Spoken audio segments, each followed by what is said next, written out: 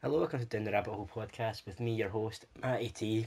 And as always, I'm joined by Azo Young and Ali McKenzie. How are we, gentlemen? Doing good. bad, Nice to be thanks. back. Yeah, had a good Christmas, New Year? Yes. Yes. Yeah. Didn't have to make my food. Good, it made for you? Yep. At a hotel. Oh, fair, where were you? Oh, it was a hotel in Paisley. Alright, fair enough. And what about yourself? Oh, I've just been steaming for like an entire month. It's been brilliant. Fair enough, that's what the festivities is all about. Yes. So obviously this is the third episode. The first one we done was on kind of obviously life simulation, aliens, Illuminati kind of. There's nothing really centred. Then last time we done myths and legends, with the Zodiac in there. Yeah. With my curveball, but this time I've got a set lineup. I've got a subject secret societies. We're going to cover three. On the first one, we're going to discuss today the Freemasonry, and that's obviously quite big in Scotland. In Britain. Yeah, you don't. It's very rare you'd go to a town and not see a Masonic lodge. I've seen it a couple of times around my town. There's one in Clydebank. There's one just down from our old school. Exactly. Yeah. There's two I've seen Clydebank. Yeah. There's like it's very popular around Ayrshire way. It's very popular down there, and even worldwide as well. Yeah. So before we get into it, before you've done research, before you get into it, what was your initial thoughts about them? What was your conceptions of them? Or you want to go first, Ali? Oh yeah, I've got a little experience with them. Obviously, any experience is limited because it's a secret society. There's only so much they can tell you about it. But one of my uncles is actually a member of the Masonic Lodge, and I think there's an element of bias of what he's told me, but they seem like not a bad bunch compared to most sort of secret societies you get. They're quite involved in philanthropy and bettering themselves in the community as well. Yeah, they've got good intentions. They're not out like other societies or other things we'll get into later on, but they're not out to their own greed or whatever. They're just out to help the world and what they feel. There is an element of that with most societies. There's got to be an allure to begin with. You can even put that back to everyone, like as an individual. Every individual is out for themselves essentially. They look after their clique. Exactly. So I think no matter where you go, there's always going to be an element of that. What were your conceptions of it? Well, interesting enough, like one of my family members was part of Freemasonry. It was my granddad, but he didn't really reveal much about it. And my mum tried to read one of his journals, but it was written in code, right? So she couldn't get a word out of it at all. And now my granddad's passed away. It's like the secret's been taken to the grave with him now. Yeah, and I've also got family members that are in the Freemasons as well. So it's not as if it's like the Illuminati, which is where it's distant internet stuff. It's actually just close. We know close. Personal, yeah. It's heavily tied to Christianity as well. I don't know but it's not simply Christianity. No. The stipulation around religion is that you need to believe in a higher power. It doesn't specify God, Allah, or anything like supreme being. Yeah. That's all. That's obviously the one thing the Masons they say. Obviously, the two things you need to be to join is you need to be a kind of good person. You need to have good traits about you in that, and you need to believe in a higher power. And it used to be male exclusive, but they've changed that. Yeah, there's now like there's a female subsection. There's female. That's what I was saying to Ali earlier on. He's like, oh, it's a shame they can't bring women in. But I was saying, well, they've got their own women subsections now. When was it introduced? Because it was not that long ago. I don't think it was that long ago. Was it not the 90s? My argument was it was a bit draconic. They didn't allow women in, but I don't think is it much more modern that they still have that separation, that segregation. I don't think they don't integrate them into the current. They're like I think women are too that bothered. Like you can say that about football, for example. Like they've got their own men. Yeah, but there's a degree. There's an argument that you could put forward that there's a certain difference in physicality between men and women, and that's why you would have that separation in sport. Unless there's some physicality that women just can't perform charity as well as men for some reason. But regardless of that, we'll get into the nitty-gritty of them now. Obviously, they've gone back centuries, back to like the early 1800s, and they were like stone cutters. Stonemasons, sorry, yep. That's where they obviously got their kind of. That's where they wore their robes and that. But nowadays, there's no obviously stonecutters aren't a big thing anymore. they're still a big thing in still a way, a big thing, but they're not like as essential to society as they once were. It's funny because like out of all the secret society, they're probably the most open secret society. Yeah, I would even the word secret society with them. They're very well known. They're like out there. They're not. But there's still elements of it. There's still elements of secrecy. Secret, but then you can say that about a business as well. Like a business, is not going to reveal all that stuff, is it? There's like public buildings in I think in Covent Garden in London, where you can go and it's free to the public. They're not trying to hide themselves. If you'd ask one of them, they'll probably say yes. Yeah, like there's certain things though they're not allowed to openly discuss. Yeah, it's what surrounds them in mystery in a way. Yeah, and that's obviously where the conspiracy theories come in. Like back in the early days, when they'd done these secret handshakes or done these weird things with like bread, for example, that's when obviously they're like, oh, they're doing something we don't know about. What they're doing with the handshake, it's got to be some sort of big conspiracy. But it's not. It's just basically the way they're described. It's a nod, almost to say I'm a Mason. Exactly. It's nothing. No conspiracy about it. It's just like they're basically a fraternity. That's what they're the earliest known fraternity. Yeah. Obviously you've got all the American ones and that you've seen all these films and that. But no, they're a fraternity. It seems to be like certain rituals they're not allowed to show in the public. I think a lot of people perceive that as like it's Satanism. They're doing satanic rituals, and that's why they get a lot of controversy sometimes with some certain people. Because when you look at like, if you watch them on YouTube and you see some of the comment sections, people get really angry with some of them. Did you not see? I seen one that was like, Jesus will come and destroy the Freemasons. It's like I don't really know where that still level of hatred's from. That's probably it. To this day, they're still not exiled, but I don't know the word specifically, but the Pope frowns and the Catholic Church frowns upon Freemasonry. Well, that's what a lot of people frown upon Catholicism as well. Yeah. So is it sort of like a Catholic Protestant divide then? I think that mostly comes from the Catholic side, because they're the ones who said the Pope at that time was a big powerful. Yeah, and then there's this sort of infiltrator that's looking. He's like, oh, this could be threatening to us. Oh, we hate them. Yeah. But there's no like the Freemasons are not. I'm sure you can have any sort of religion and join them. Like obviously, like I said, as long as you believe in some sort of higher being, it doesn't specify God or. I mean, majority is mostly probably Protestants, Christians. Like vast majority, I would imagine, is that. But I'm like, if you for example say you're a Muslim or whatever, or I'm sure as long as they meet credentials and happy with you, you wouldn't say no to you joining. Have any of you ever been like tempted to join, or have you been asked to join? I've obviously my family members, they've said to me, oh, if you whatever, just you believe in like higher power and all that. I mean, I would never. Maybe one day I might join, but I'm not religious, so I never will be do it anyway. Yeah.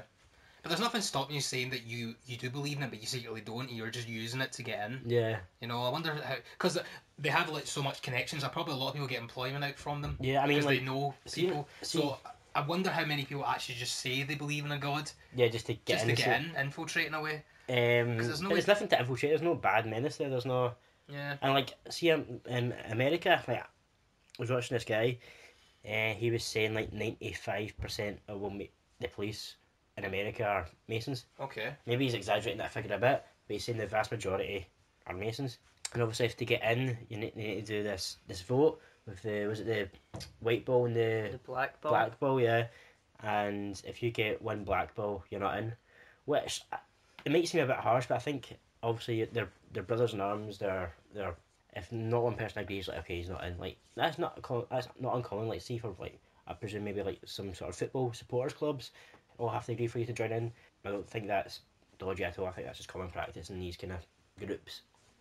I disagree with that. I think it's a bit crap that it has to be a unanimous decision. I like the idea of it being. I mean, I can see it. A majority, whether it just be more than 50, or in other scenarios you see like 2/3 or more are for it. But then if you're like say you're getting say for example you're a Mason, right, and your son is going to come into it, right, the chances that he's not going to get in are unlikely. If you're a Mason, everyone trusts you, and that's your son, you try to get in, they're not going to say no, are they? Well, they might. It's not like the ball has your initial on it or anything. I agree with it in a way, but I can see your point of view.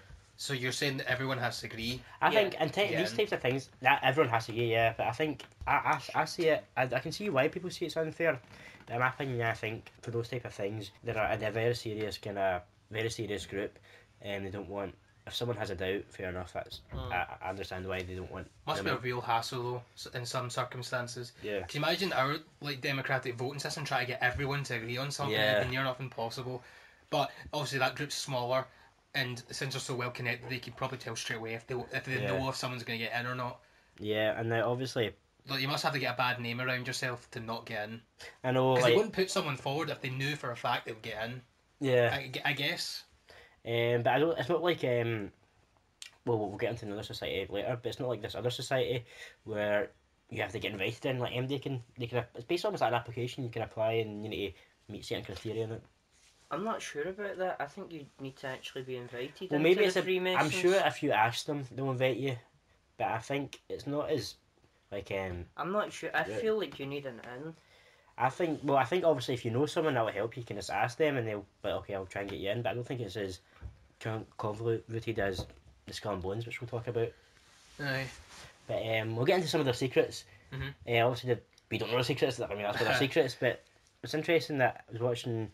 Basically, one of these high up guys in Freemasons, he was like a third grade degree. Sorry, you get 3.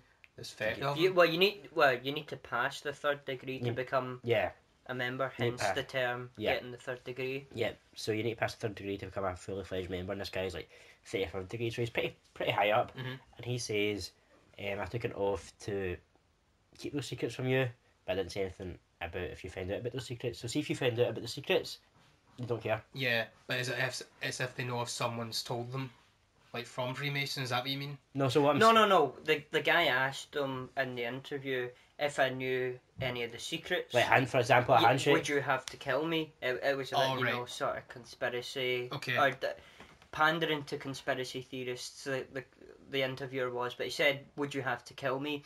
And the interviewer said, "No, I took an oath to keep those secrets from you, but I didn't take any oath that said I would have to care if you found out about those secrets." So for example, see if you weren't a Mason and you were one of the handshakes and they found out, they wouldn't care. They wouldn't care. Okay. No, it's not bad people. They're just like me and you. So they're not going to take action if you disagree with them like or even the guy that's seen the interview, I'll probably take you out for a beer. Oh yeah. So like, obviously the secrets there we don't know about, but if you find out about them, you don't care. That would suggest to me that they're not that bad secrets anyway. I wonder if I have seen the handshake. I just don't know I have seen it. Exactly. If you know what I mean. But you can tell if Masons anyway usually wear rings. Yeah. And there was a lot of That's something my uncle always does to me. I always remember that from my childhood. Yeah, they usually do something like. Oh no, nothing like that. Well, okay, maybe he was just a dick then. Because every time he would shake my hand, he would take my hand and then just squeeze my knuckles. I doubt that's amazing. No, I don't know. Well, maybe that's the power. I don't know if I'm just making weird connections, but my granddad used to do that to me. Really? Yeah. Well, maybe that's a handshake then. Yeah, unless both our relatives are just dicks. Yeah, maybe. Possibly. That's just a weird coincidence. It probably is, but the minute you said that there, I was like, I got flashbacks to him doing that to me. So maybe he was initiating me and I just didn't realise it. Welcome. Yeah, welcome, brother Young. He keeps trying to say it to me, but I'm just like, no picking up. It's hard for me to say because I was so young. Yeah. When I saw my granddad, it was been. I can't mind any of it. All I know is from my mum. Obviously, like going back to their history, they were first established in London and they had their first Grand Lodge there in London. And obviously it spread throughout Europe and obviously across to America. And there's been kind of famous members of Masons, if you will, like Colonel Sanders from KFC. Really? Yep. John Wayne and a president, Andrew Jackson. Andrew Jackson, okay. Yeah, obviously Ali's not a fan. Fair play, right, you've done some shady stuff, but he was a Mason. There's been loads of throughout history. And what their original purpose was obviously a fraternity, the stonecutters and things like that, and obviously modern time it's kind of got away from that. They're just kind of more like they're philanthropists. They do, like, from what I've researched, they donate 2 million a day to charity, and that's, you gotta commend them for that. I think one of them said they raise 30 million a year. Yeah, and they have like these children's hospitals around the world that are free, like you get free healthcare. I think those were American. Well, I think it was America, yeah, hence sorry. the free healthcare. Yeah, sorry, I think that was America, yes. It was these children's hospitals. I'm surprised Republicans haven't went after them when the minute they said free healthcare. Yeah. Maybe that's why they're hated. So, obviously, they've got this stigma around them, this conspiracies, but at the end of the day, when you actually look into it, they're not bad at all. Yeah, if it looks at it seems like very unfounded allegations. I think, obviously, if you, like, back in those early ages, when everyone was hunting witches down or whatever, or the Salem things witch trials. Salem witch trials, or they're doing whatever, if you've seen something that was slightly different, you're thinking, oh, it's conspiracy, it's like witchcraft. It's witchcraft, it's Protestants trying to take over the Catholic rule or whatever, or there's not much really to say much more about them. Yet, no, the only like negative I would say is the sort of the women thing. And the vote as well. Well, okay. The third bad thing I would say about them is the sort of favouritism they show. Like you said, with the 95%, that doesn't happen without an element of favouritism, and it can lead to some sort of unfair treatment, especially in a judicial sense when you've got the police force being predominantly Masonic in America. Yeah. I think the main source of their backlash is their rituals, because they keep that a secret. I know one of their rituals when they blindfold someone. Yeah, and that makes them go to the light. That's basically. It's imagery basically, because you come in and you're blind. The ritual enlightens you, so you're blindfolded before that to symbolise that you're blind to the world before that. And the light is meant to signify your like enlightenment. Enlightened by the Masons. Which is funny enough because I was reading War and Peace. And one of the characters converts to Freemasonry, and that's the same ritual he goes through. Yeah. And that book was written in the 1860s, I think. Yeah. It was definitely in the 19th century. Yeah. It makes sense. It may seem weird at first, but when you see that imagery and the metaphor and it's just fine. And a lot of societies have these, or even a lot of just things in general have these kind of weird ritual things. Yeah. And it's quite fun. Why not? Like, why not? That's your quote for this tweet. Quite fun. Why not? Satanic rituals. Why not? Why not? But obviously we looked into them.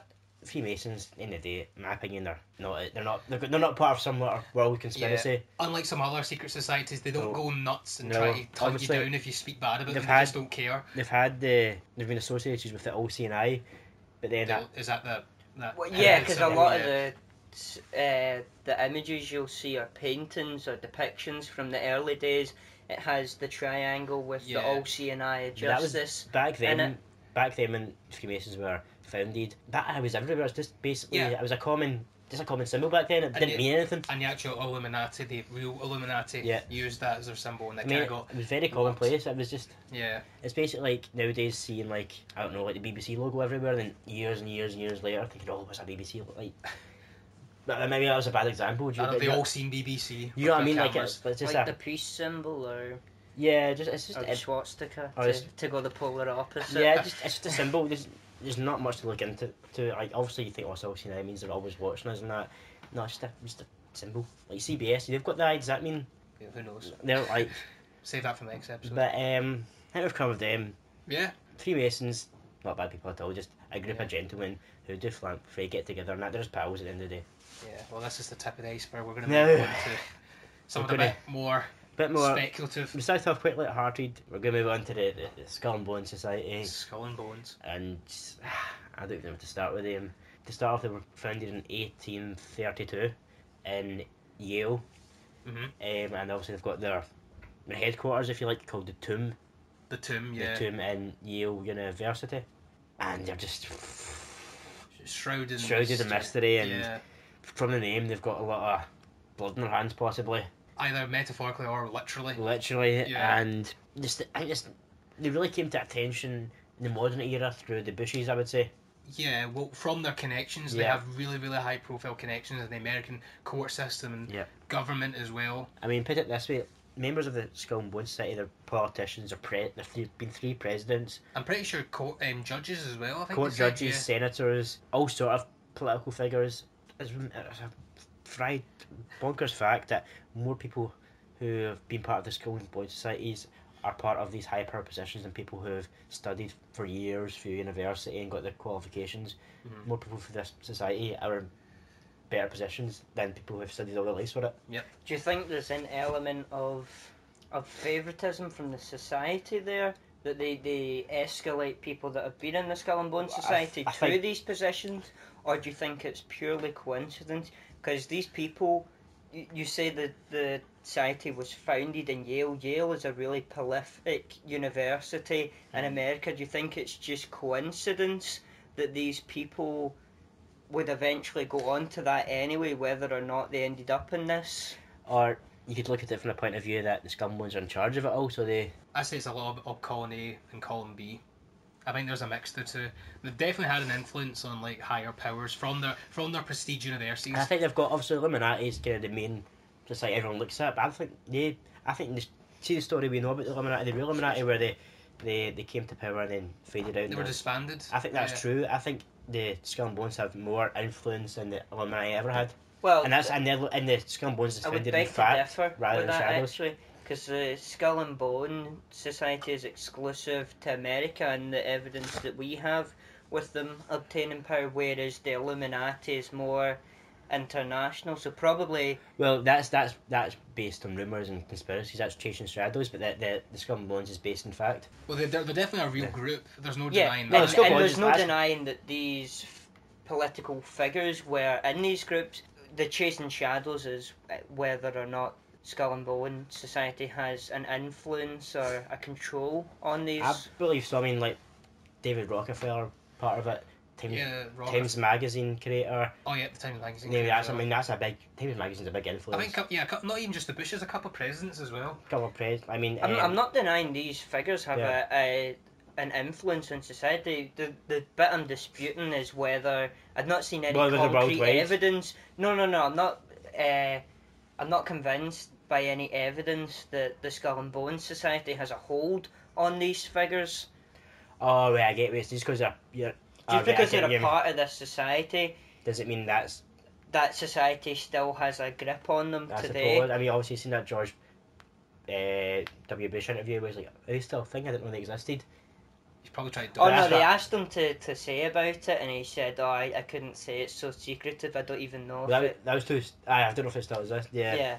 But I think that was a cover up. I think that was just him saying it. I think he's still very much active in it. I think the other thing is, it was when conspiracy theories were really starting to pick up, because the internet was just becoming a thing. When I mean, George Bush is part of the two big ones, obviously 9/11 and the Skull and Bones. I mean, is that a coincidence that obviously Skull and Bones, they've got these weird rituals as well that just seem...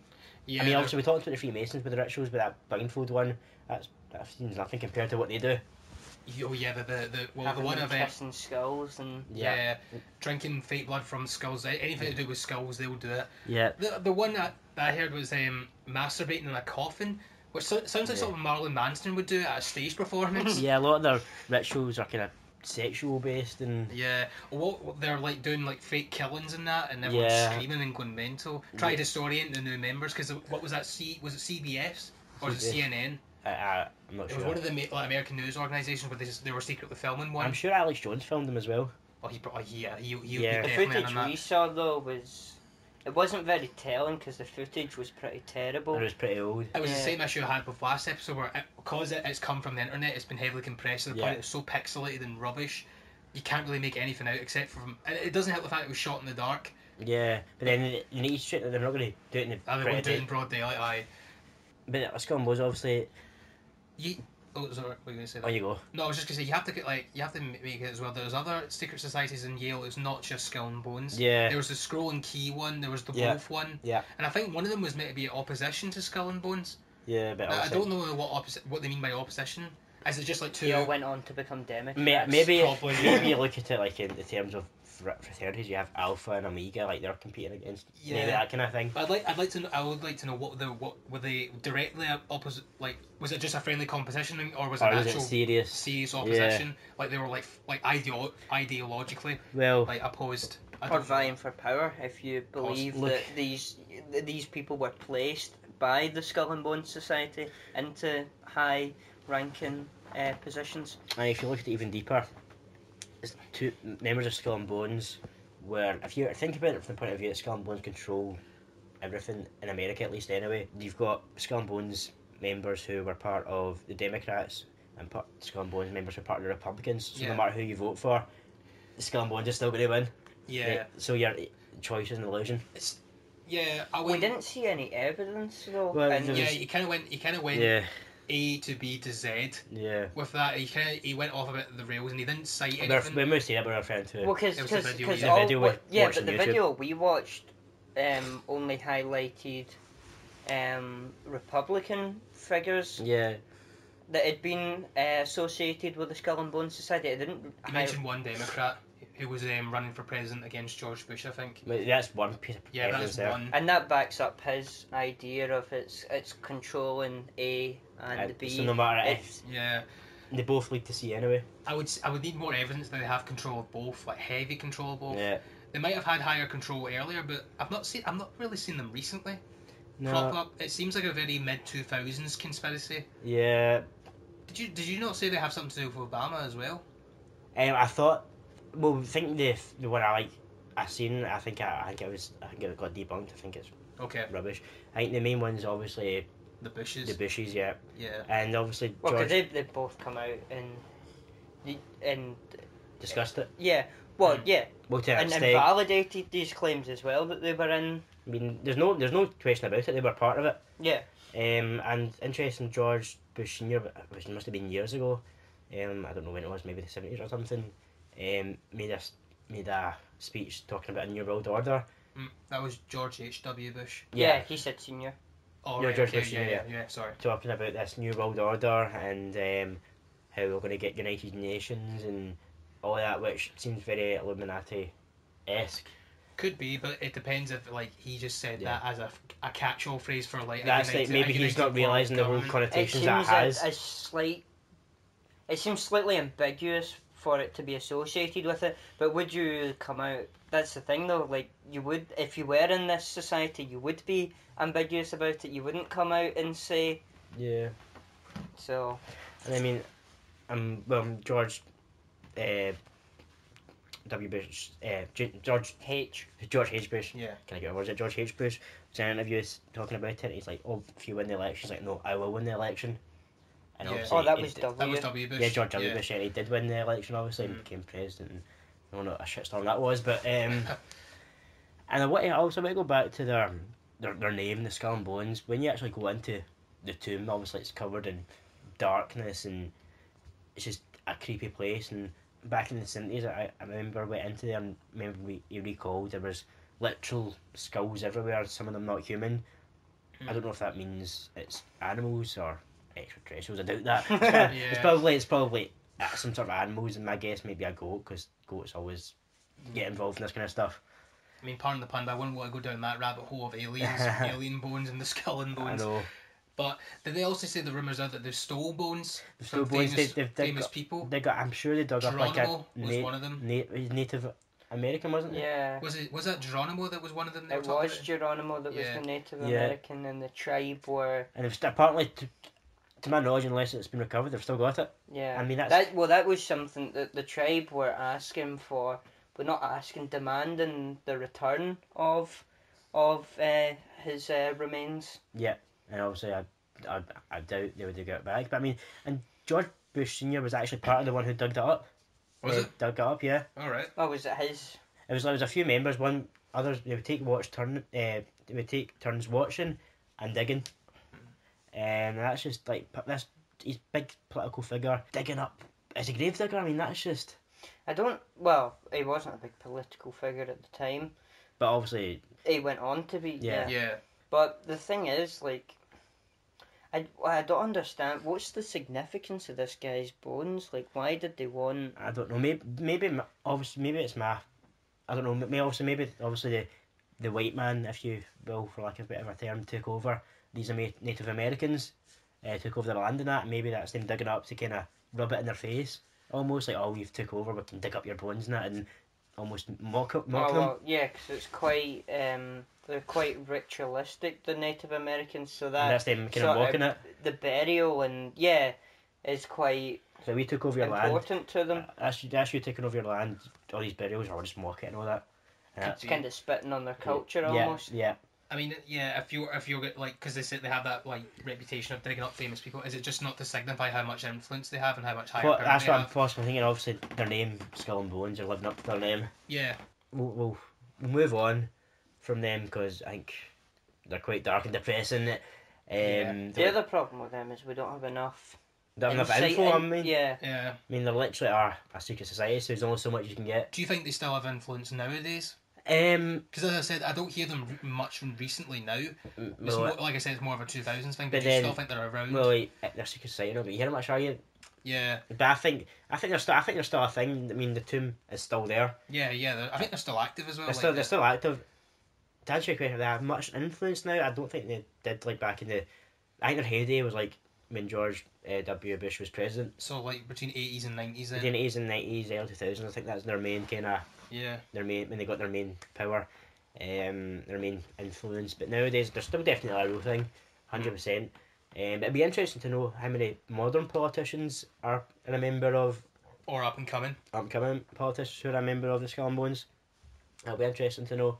But we'll move on to what I think is the meat and bone, the Skull and Bones, yeah. The Skull and Bones story of this episode. The real meat is we can go on forever as Scientology.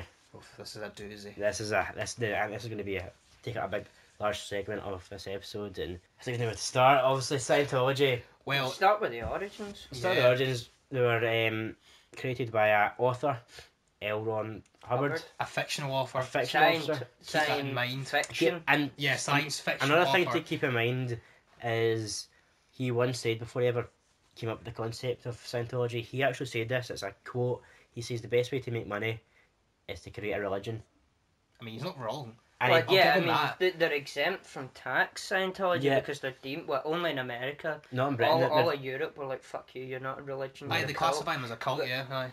But in America, they're deemed a religion, so they're exempt from tax. How they're deemed a religion, I will never know. Yeah, they have but tried. On top of that, they have a lot of their escalation through the society is monetary based. So that decision to make them a religion has made them a shitload of money, basically, in America. Well, I think they're in the state of California or Los Angeles. They're the second largest holder of real estate. Yeah, they've got. I see worldwide, they've got like 11 million square acres of land.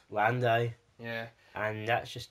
I think it was incredibly smart to do that as well, though, because eventually their popularity will dwindle. Yeah. So that's how they keep their, power and control, is by getting estate and influence on society. Yeah. But also going back to their origins, L. Ron Hubbard created them. He was a science fiction writer, made this religion, and he was obviously got members in. He was almost idolised by them. He was like almost their Jesus, their Pope, in a way, if you will. I'd say more their Pope. And he was just this amazing figure. And L. Ron Hubbard, he was part of the US Navy. Oh, yeah, he was, yeah. And that was parts of that's incorporated into the religion. Did he not get kicked out of the Navy as well? Wouldn't surprise me. Yeah, I think they deemed that he wasn't good enough to rule. And see, a position of power. To understand Scientology, you need to understand L. Ron Hubbard. There was something I read about L. Ron Hubbard that really threw me for six. I don't know if this is conjecture or not, but I'm pretty sure I read somewhere that L. Ron Hubbard had a problem with chronic masturbation. It wouldn't surprise me. See when you watch his interviews and the way he speaks, he just gives me he freaks me out. Just the way he speaks. The mad celebrity speech. He's got this. It's like he's got a mask on. It does. He's got this constant creepy kind of smile. I wonder if you start questioning, you push enough, the mask just falls off, and then he gets really aggressive with you. He's just got this. Do you think that's fucking Scooby-Doo crew come out and reveal him? It's Donald Trump. Oh god. But yeah, he was a very creepy guy. Yeah, well, I will say this: he wasn't a dumb guy. No, he wasn't. He knew what he was doing, and he did it really well. I'll give him that. He managed to manipulate a wide population of people and celebrities as well. Mm-hmm. I think it was later in time that the celebrities came in. I think Hubbard was dead by the time it was. He passed away. Yeah, I think it was Miscavige came. Miscavige. He was the one that got most of the celebrities in. Was David Miscavige. Right. Yeah, and I think an important thing to say is, see a lot of Scientologists that have came out, they're saying, see the actual core of Scientology they believe in, which is kind of in a way fair enough. Like the way what they believe in is what to enlighten yourself. They want to get rid of bad feelings and that from your past lives. From your past lives. Yeah, obviously Edward Hubbard believed in reincarnation. Yeah. Well, there's a decent message there that's corrupted by greed and plutocrats and lies. Yeah, I think the actual maybe the message of Scientology is fine, but it's just the actual church is bad. Well, the way they recruit people as well is really messed up already from the get go, because you have to go to this.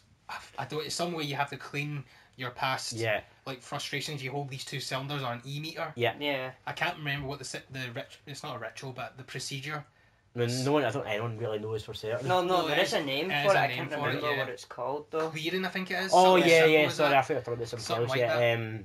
Yeah, I know what you mean. Confession or clearing or something. No, it's called clear. I think it's just called clearing. Yeah. Yeah. You hold these 2 cylinders, and then it's like an e-meter. It measures your. I don't really know what's the measure. It's sort of like a lie detector in a way. More or less. I was watching that. I would recommend it. It's this Panorama. With John Sweeney. Yeah, John Sweeney. He was doing it, and he actually took it, and he was like, "Oh, just like a lie detector," and the guy was like, "No, it's a truth detector." Oh right, okay. And it actually worked. Basically, John Sweeney was kind of taken aback by it. Like he'd used it, and he was like, to test it, the guy pinched him right, and spike went up right, and went back to normal. And he's like, okay, remember the feeling of that pinch, right? And it went up. So he's thinking that feeling that that's basically saying, oh, it's true. You remember how that feeling was? I think the basis is the same as a lie machine. Yeah, it's just basically the opposite. It sounds like a polygraph. Yeah. Because it's not meant to measure your heartbeat. That's how they sort of detect lies. Because when you're on a lie, your heart because you're fighting with your subconscious, so your heartbeat's going to go nuts. So that's essentially what they're doing. Yeah. Except they just gave it a different name, and 2 cylinders for some reason. That must be for your pulse. You're gonna kick yourself. I looked it up. It's called auditing. Auditing. Oh, that was it. Auditing. That was it. Yeah, but there's another procedure called clearing, but I'm pretty sure it's the same thing. I think they're the same thing. Yeah. But the origins of Scientology. I'm not talking about L. Ron Hubbard. I mean the origins of his religion. Like the way how it came about is really weird as well. Do you know about this? It's like this galactic race. Oh, Xenu. And Xenu was the leader. He was the guy. I think he was. Yeah, I don't know what the race is called, but then he threw the souls into the volcano. Of different volcanoes. And then the souls called the Phaetons. That's what we have. Oh yeah. And then they went into the humans, and all that frustration went in with us. Yeah, and Xenu was locked up somewhere still. Yeah, somewhere. And see to get that, obviously in Scientology you need to go up certain levels. You need to pay money. That was the top level, or one of the top levels. It's almost like a pay-as-you-go religion. It is, because you have to pay like hundreds of $1,000s. Literally, it's not cheap. For the early stages, it's like 50,000. Yeah, as well. It's not cheap. They say if they mess up, you have to repay it as well. Yeah, out with their own expense. And see, to get to that level of that Xeno thing, that's not common knowledge. You have to get to like level whatever it was. I learned it through Leah Remini, I think she's called. Yeah. Do you know that Hollywood actress? Yeah. In King of Queens? Yeah. She's a big pal with Joe Rogan, and she went on Joe Rogan's podcast and basically just spilled the whole thing. Because she talked about how, like, when she left, there was all these websites, so, like, just basically slandering her and all that, saying she'd done this and that. Because what you have to do is, in the group, you have to, if someone does something out of line, you have to record it. Yeah. And if you don't, and they catch them doing it, they will say, why didn't you record that? It's like you're constant pressure to be perfect. The other thing is the auditing. The auditing is one of the earliest processes in Scientology where they get a lot of dirt on you, and this dirt it literally gets noted down and put into a fucking vault where they keep it, and it's I can't remember. It's like, I think it's called collateral. So basically, if you ever leave Scientology, they're like, don't fucking talk about this. Remember what's in the vault. Yeah. John Travolta. Or Tom Cruise. Yeah. Well, no, the John Travolta one, because he left Scientology. Did you? I think he was still in it. I thought I'm pretty sure he left, and that's when all the slanderous homosexual rumours came out about John Travolta. He either left, or maybe he done something out of line. Yeah. Because all that infamous Oprah interview where he jumped on the couch. Because I think he got in trouble for that because he was acting really over the top. Do you not know about this? No. Oh, do you not know about this? No. This interview with Oprah Winfrey? Do you know about this? I don't know this either. Oh wow, I thought everyone... You're breaking the news here, Hazel. I don't know much about John Travolta. I'm talking about Tom Cruise. Oh, Tom Cruise. Oh, Tom Cruise? Yeah. That seems much more Tom Cruise than John Travolta, to be honest. Alright, sorry, I thought I said Tom Cruise. Unless I said it wrong, you guys didn't hear me, who knows? We'll find out. We'll find out later on when I'm editing this. But see, like, Scientologists, like, they're prolific liars. Like, see if you, for example, right, they say a story about you, like, for example, Ali, you abused your girlfriend or whatever. If you say you like Scientology, right? So I have a dog. Well, I was at this podcast and get the police on the phone, right? Right, say you left Scientology, right? They would come out and say, based on nothing at all, they would say, oh, you abused your girlfriend, this and that. I mean, obviously you didn't. And they're perfect liars. And see, John Sweeney doing Panorama for BBC, right? He was investigating them.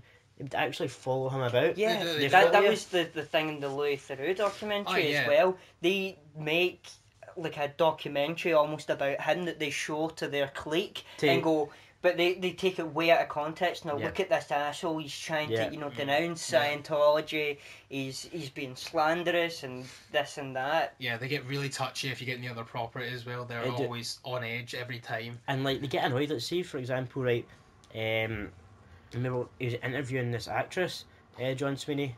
I can't remember what actress it was, but he was basically calling it a cult, right? And she was getting really. I don't think she was actually getting annoyed. So what they do is they know how to push your buttons, right? To make you react and say, oh, look at this guy, he's a terrible guy. But they've got a plan, they know exactly what they're doing. And basically, he was calling it a cult and that, and she got really annoyed, saying, oh, would you sit next to a Jew and call Jews cults or whatever? A cultist, sorry, or would you call like people like Jewish cult? They're part of a cult, and he was like, no. It's like, why should you call me why should you call my religion a cult? I remember seeing an interview very similar to this, where they're interviewing a Scientologist, and I can't remember who the interviewer was, but they were a really down-to-earth person and really calm and collected, I find normally. And then you see the way they manipulate the interviewer to the point where the interviewer is like shouting at the Scientologist. I think that was John Sweeney. Was it John Sweeney? The bald guy? I don't remember. I really can't remember. All I remember is the main part when the Scientologist. It was an ex-Scientologist as well, actually, because they went, look how I got you. I've done it. Like, that's part of what Scientology is. Look how I've managed to get you to rise to me. That's I know exactly. Is that the Panorama? That's the Panorama one. I think I've seen a couple of that somewhere. Not the full thing. His name was, the Scientologist came out was Mark something. He's basically the spokesperson of Scientology, and he's came out. Basically, there was two Panorama documentaries. The first one where all this stuff happened, and the second one where the guy, the spokesperson of Scientology came out of it and was helping him. Yeah. And even in that second documentary, they were still following him about and that. And see, sometimes when they were just doing a bit, there's these guys who would come up and film them, right? That's what they did, follow you and filming you, and they wouldn't speak. They were like, oh, has Scientology told you not to speak? And they're just sitting there silent. The thing that baffles me is, how did they find out about this before? Like, during filming, there's not much that gets out to say. There's no, like, promos or anything during filming because you've got no footage to show to the public. Like, how do the Scientologists find out that you're... Well, a lot of the time they'll be filming, like, near Scientology, where they'll be filming outside their buildings and that. Yeah, then from that, they'll probably go. And if anyone outside of Scientology criticise them, they try and find dirt on them. Yeah, I mean... I think they done it was called Operation Snow White. Yes, it is called Snow White. Yeah. I remember this about Louis Theroux as well. They were trying to slander him because he had an extramarital child. Right, okay. So he had a child, a bastard out of wedlock, basically, and they were trying to, like, drag him through the dirt for that, basically. Yeah. Maybe if it was the 1600s, that would have been scandalous, but nowadays it's not really that big of a deal. But it's really bad within Scientology, though, to have that. Yeah. And homosexuality is another thing that they're not. Oh, really? They're even bad with that? Yeah, because that's another thing, because, like, see all the Tom Cruise movies, he's got to be, you know, a macho masculine man, but he's also got to be, you know, with the sort of James Bond sweetheart, if you get me. Okay, yeah. The sort of... Scientologists, they set up your partners, they set up your fiancés, and there's this... Because I don't imagine you can't marry anyone outside of Scientology. No. It's a bit like Jehovah's Witnesses in that way. And there's just one story, it was in that Panorama, the second one, the Panorama documentary, where there's this, obviously just, I don't know if you know, there's this part of Scientology called the Sea Orcs or something. The Sea Orcs. Sea Orcs, yeah. Basically because L. Ron Hubbard was in the Navy, the kind of Sea Orc part of it. And it's sort of like the SS of Scientology. Basically, yeah. It is, it's really... And there was this husband and wife, they were talking about it on the documentary, where at one point they were like separated by like 2,000 miles, right? And she found out she was pregnant, right? And she was like, oh, can I call my husband and say I'm pregnant? Right, no, you can't do that. So she had to tell him 8 months later. Basically nearly about to burst, and she had to have an abortion. And during Scientology, she had to have like 2 abortions. And like basically you're not allowed to have sex before you're married and all that, and it's just mental. They control you and they make you... You're not allowed, it's basically like the book I'm reading just now, 1984, it's kind of like that. You're not allowed free thought, you're not allowed to... You're just guilted into a corner. Yeah. You're guilt shamed, essentially. Like gaslighting as well. That's probably another tactic. Do you know what gaslighting is? Enlighten me. Do you know what gaslighting is? I know, but you probably know better than I do. It's basically a manipulative tactic where if you're like abusing someone either verbally and you eventually lash out, you try and convince them it's their fault, that they're the crazy one. As a lot of abusive couples do that. Yeah. So you see if like a husband's beating a wife and the wife tries to fight back, he'll flip it onto her essentially. That's what gaslighting is, and that's probably a common thing with Scientologists. Like in the abusive situation where like he'll hit her and like he'll be like, oh look what you made me do. Yeah. And it was just kind of on the similar lines. Was it that documentary? This guy, who the Scientologist, who I forget his name. I know his name was Mark something. He was a Scientologist spokesman. Obviously left, and basically in Scientology he had a wife, he had children, and when he left, obviously he had to leave them. He's not seen them since, right? He was talking about this one time. He had his new girlfriend and that. He was taking her to like the doctors or something like that, the hospital. He's seen these 7 people in black like suits and all that. And John Sweeney was like, oh, do you recognise them? So, of course I did. They were my brother, my ex-wife, my daughter and all that, right? And his ex-wife was shouting at him, saying, oh, you left our family, you abandoned us and all that. You're judging me for my religion, my church and all that, blah, blah, blah. She's proper, like, shouting. But what she didn't realise was that he was recording this to John Sweeney. And then the footage of the 7 of them? No, it was basically the conversation. Like, it was hidden. Oh, okay. It was hidden. Not like film footage. No, but... it was like hidden, and she was shouting all sorts of abuse at him.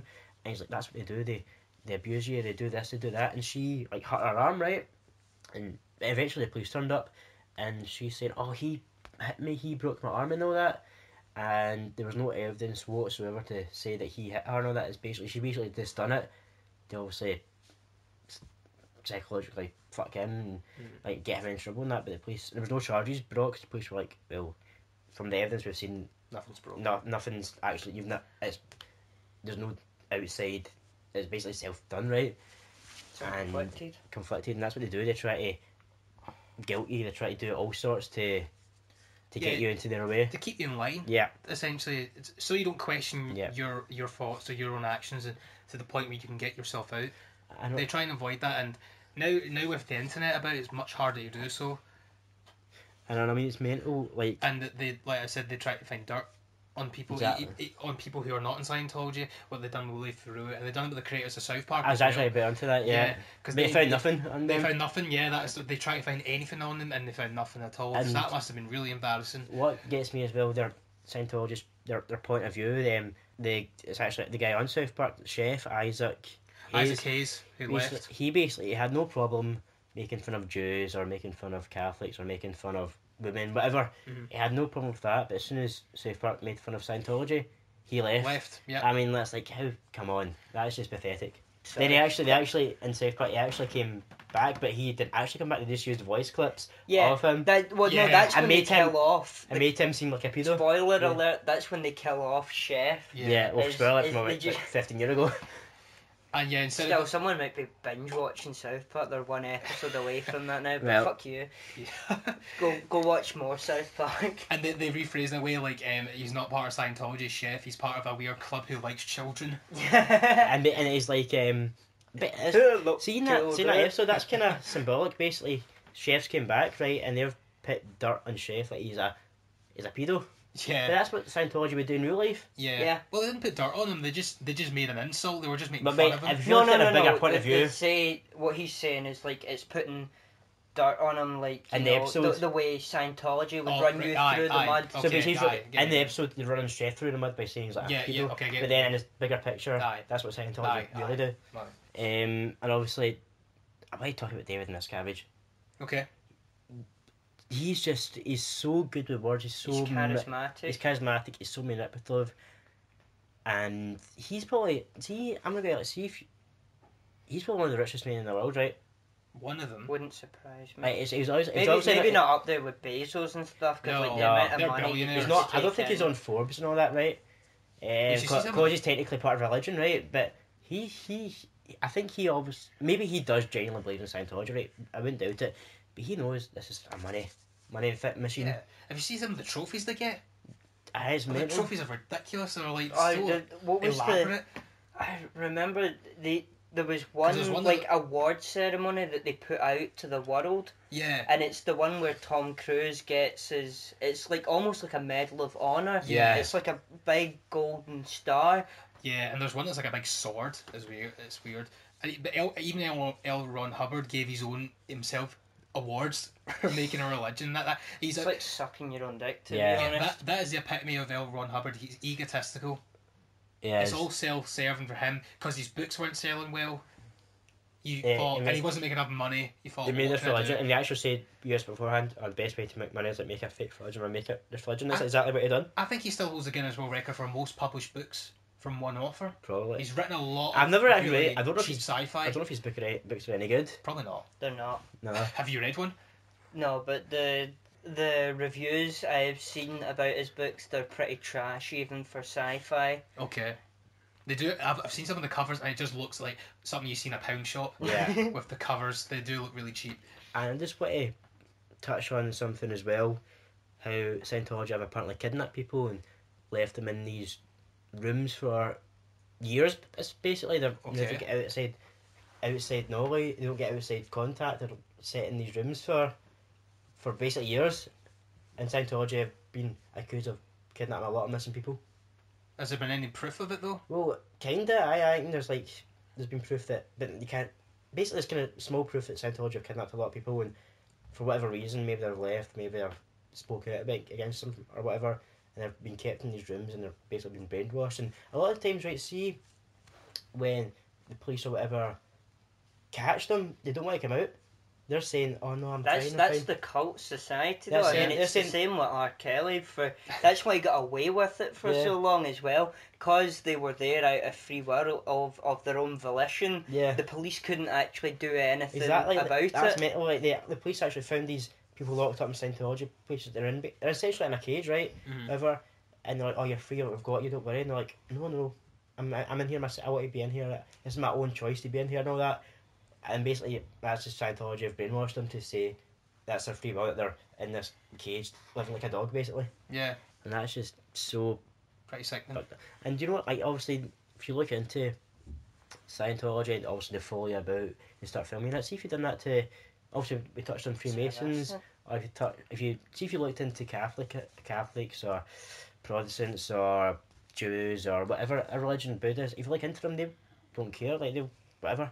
But as soon as you look into Scientology, they start hunting you down. And there is elements with that with extremism, but that's the core of Scientology. It's not like a caliphate or an extreme part of it. It's the backbone of it that is like that. Yeah, I mean it's core founded on lies, deceit, manipulation, and just mind tricks. That's it. And it's revolved around ignorance, because if someone did like that e-meter thing without really giving a proper thinking about it, they can easily fall into it, because you really see, when you really think about it, humans are really susceptible to stuff like this, because they either something's gone wrong in their life And here comes this group saying they have the answers. Yeah, I mean, that famous actor. Again, I'm referring to this documentary. It was John Bay or something. John, no, I don't know. John, you'll know he's a kind of, if you don't know that, he's got a husky voice. Basically, he joined Scientology because he was interested in knowing about himself and enlightening stuff. He wanted to make himself like a kind of better person on that. And obviously, when he got into it, he realised, F this shit. And what was it? They say something about him.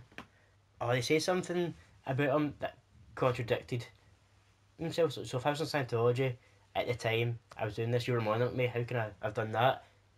That's you just lying and contradicting yourself. I can't remember exactly what it was, but he made a very good point. What's your last thoughts on it? Scientology? Yeah. Well, I kind of rounded it up there by saying its core foundation is just lies. I mean, some people can make that argument about any religion, but they're the one who are really adamant about it, and they don't. They're a cult. They've got a really bad job at hiding it. See, the other religions. Yeah. They've been around for so long. Yeah. It's up to interpretation if some of it's real or not. You know, but Scientology is recent. Yeah, like the 60s or something. What? 60s. 50s, I think. 50s. 50s, 60s kind of time. Was it early, isn't? I think it was. Yeah. 50s, 60s. Yeah, because Dave. L. Ron Hubbard died in the 80s. Then David Miscavige took over. Technically, he said he didn't die. He said he's time to move on to his next body. He said he's still alive technically somewhere else.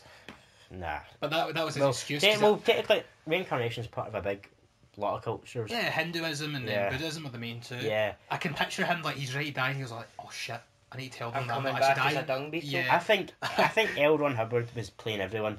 Oh yeah, like someone said he's the best troll on this Yeah. earth. And he made a lot of money out of it. Or Mary, Virgin Mary. She's like, yeah, it was God. She was the troll origin. It was good. I never cheated on you. I wanted to point out as well to you guys. I think I've told you this before, but I saw a Scientology centre in Edinburgh. You can find Did you go into it, or did you just pass it by? I was up there. I think I was taking photos and of the streets and that, and then I just walked past and I saw the Scientology's like signal, the logo. I've done a double take. I'm like, wait, what the fuck? And it was Scientology. It's not a big thing or anything. It's this little like slanted house, and it takes you downstairs somewhere, and it's on a whiteboard that said free personality test. I did want to go in, but all the stuff. See, once you go in, that's you in. I'm not coming back out as the same man. So I'm like, no, I'm not touching this. But I was tempted to call them, but then again, I don't want them to give them. Yeah, because if you investigate them, they'll investigate you. They'll investigate me. I mean, I've got nothing to hide. All I do is just go on the internet. Yeah. You two can go then. I've got a lot to do. You just stay with this. But I think we'll wrap up the episode. It's completely unrelated, but also kinda. We missed a trick with secret societies. There's one that's fairly recently come out and is in the news at the moment for doing a lot. It was just when you were talking about kidnappings and holding hostages. I remembered this one. It's fairly new. It's in the news right now. It's NXIVM is the name of the society, and they are in a lot of trouble recently because they've been doing a lot of shady shit like kidnapping people, holding them hostage, basically sexual assault of people, branding them. It's part of the ritual is that you get blindfolded, and other initiates have to brand a symbol on you. But when you rotate the symbol, it's actually the initials of the founder of this society. There's a lot of shady shit. If you're intrigued and you've made it this far into the episode, look up NXIVM. I'll be looking them up. Yeah, I've never heard of them. As well. It's fucking crazy, the stuff you'll read about it, and they're under investigation from the FBI at the moment. God. Yeah, I was just saying it's fairly recent that it's. Well, maybe I might just do a video on my channel just about it. See, when you said about the tattoo, imagine Scientologists had to get like L. Ron Hubbard tattoo on them. Get that on one of your sleeves, Matt. No. On the space one, put L. Ron Hubbard on your elbow or something. No chance. But yeah, we'll end that there. Yeah. Thank you for digging down the rabbit hole with us, and next time we'll dig a little deeper. Bye-bye. Bye. Bye.